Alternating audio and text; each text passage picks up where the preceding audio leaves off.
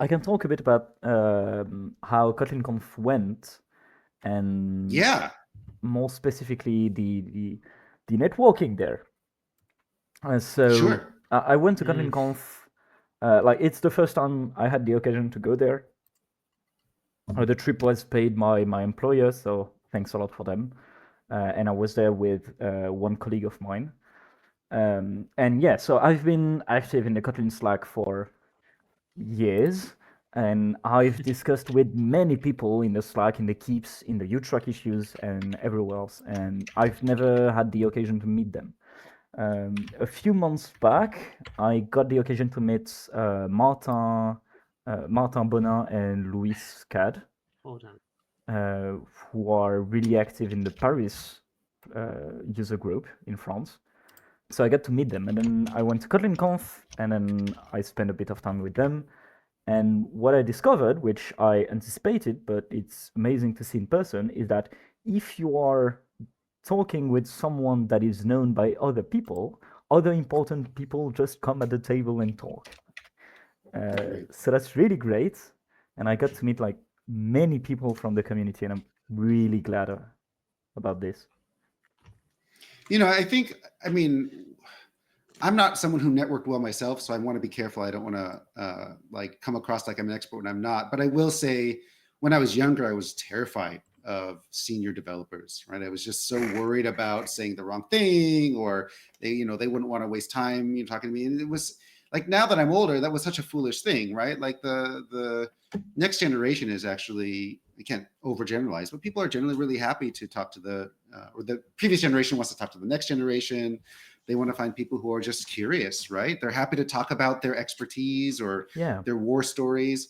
And really, like, it turns out that that fear of mine was completely misplaced. And there's so many great stories you can get by hanging around people. All you have to do is just ask questions and listen. And yeah, you'll be surprised how welcoming that community is. And it's good for your career. It's good for your knowledge, right?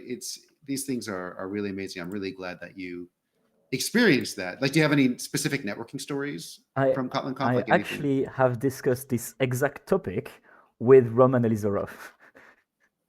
Oh, well, there you go. Wait, That's a flex as I've ever heard one. Yeah. we were just talking with Oliver. I don't remember his last name, but he works on Cotest. Actually, I met Oliver at the end of the PowerCert talk. I was just asking questions about PowerCert and what it did for Ascension libraries. And well, of course, he's a maintainer of Cotest, so he was interested. And so we spent a bit of time and we discussed stuff. And when we went to it, we like Roman Elizarov passed us, so we talked a bit for like a few minutes. And yeah, about exactly this, and the fact that the Kotlin community is very welcoming. And it's not the case in all communities of all languages. Not all languages have a strong community like this. Like, for example, in the JavaScript world, there's no single place where everyone is.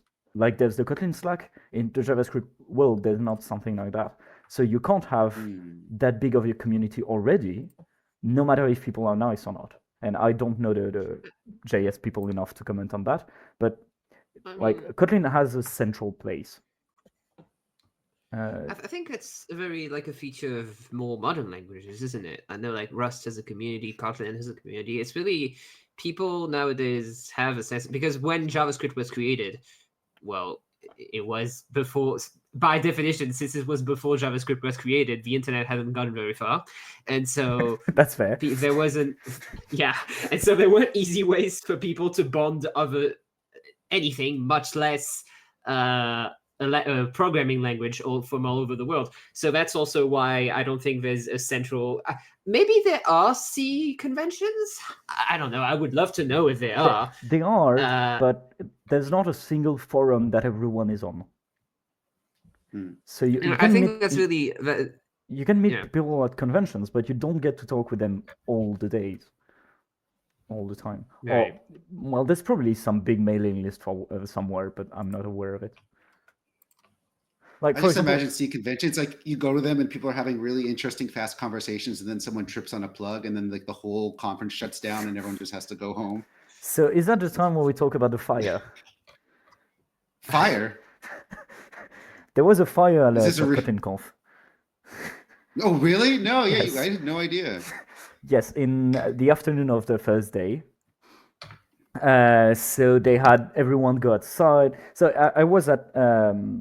So yeah, on the first day, in the morning there was talk about Arrow, because there's always talk about Arrow in the first slot at KotlinConf. That's always the case, and it's always Simon who's talking. That's tradition now, and I really wanted to meet Simon because I've been talking with him for forever, and so I went with him, and there were a lot of people from the Arrow contributors who are there, including Alejandro, who I don't know if he co-created Arrow, but he was a really important person in, well, he still is, in Arrow. He put a lot of stuff in place, and now he's employed by JetBrains, and he does language design. So you've heard from him, for example, for context parameters.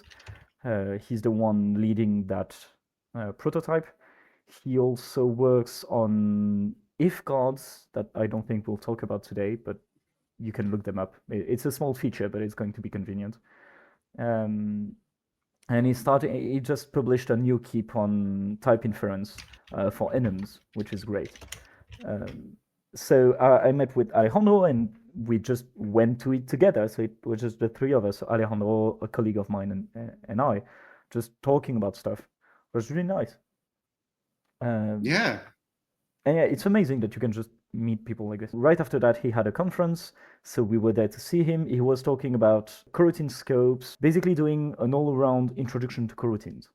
And his talk was really nice, and then halfway through the talk, there's like a big siren, and no one moves in the room. Like, everyone is just stuck. Is this part of the demo? Yeah, is Yeah, this part right. of the demo? Is it on purpose? Like, Alejandro is on stage and is really confused. And it lasts for like 5 seconds, and then an announcer comes on, says something in Danish. I don't know what it was, and everyone stands up What? immediately What? Okay. What? and goes out. So we just Oh, followed, right. Okay, I remembered what the story was now. and we all get outside. We don't know what's going on. The Bella Center, which is the venue, is really, really big. So there were 2 other big conferences going on of like nothing to do with programming. So everyone else is getting outside as well. Big mass of people. Firefighters arrive. They get in, they do stuff, and then they tell us it's fine and we can get back. So we got back after like half an hour, went back to the talks, and yeah. So that's garbage collection, right? Whereas the C conference version would have been just like everything shut down and everyone went home. For you guys, the world stopped, everyone left the building, and then you all came back. And Yes, exactly. I don't think the C conference organizers know what would happen. I think it's a different behavior. Sure. Yeah, it's undefined. Oh. Yeah. I'm sorry. It's up I to had each to make that conference one. to define it. I, I'm ashamed of myself for not having thought of it, because Well, So yeah, how about that? Besides the fact that there was a fire or a fire alarm, what else was it like being there at KotlinConf? Personally, because I follow everything going on in the Kotlin world really closely, there weren't many announcements I wasn't expecting. So I was mostly here for networking and talking to people and meeting people. Yeah. So that's kind of the downside of following everything very closely, is you don't get surprised at the conference. Well, Paul Assert, for example, I heard of it, but it was not announced, and they didn't say anything publicly, so I knew it was going to be something along those lines, but I didn't know much more.